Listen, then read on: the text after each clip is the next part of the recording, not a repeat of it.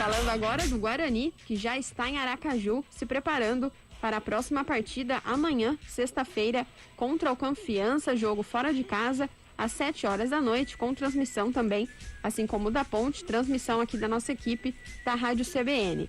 O grupo se reapresentou ontem em Campinas, realizou os testes PCR e já viajou para Aracaju, então ontem não teve treinamento, mas haverá hoje à tarde, lembrando que o Guarani, esse jogo de hoje já será o terceiro jogo nessa semana.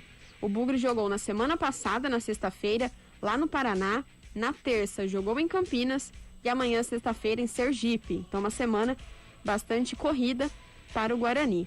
E para esse jogo de amanhã contra a equipe do Confiança, Rodrigo Andrade está suspenso, não pode jogar. E também o Bruno Sávio foi vetado pelo departamento médico. Ele que sentiu algumas dores após a partida contra o CRB. O Guarani ainda não se manifestou. Provavelmente minutos antes do jogo divulgue, né, uma lista de jogadores com essa relação do departamento médico, né, jogadores vetados pelo DM. E o Guarani vem numa boa sequência de jogos, né, para essa partida de amanhã. Não perde há 4 partidas, 1 empate e 3 vitórias.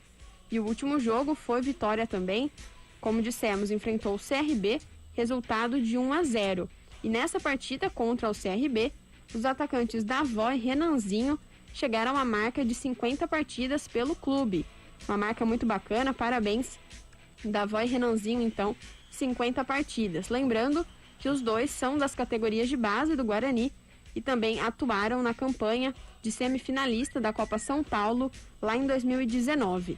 O Davó, que estreou em 28 de maio de 2019 na equipe principal do Guarani, e o Renanzinho no dia 1º de maio também do ano de 2019.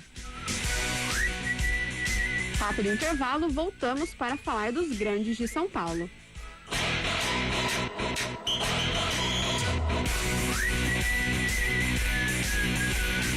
CBN Esportes Campinas, primeiro.